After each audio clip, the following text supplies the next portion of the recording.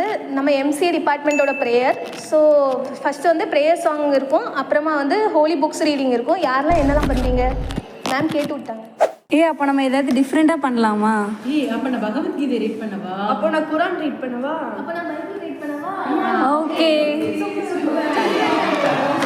The next morning.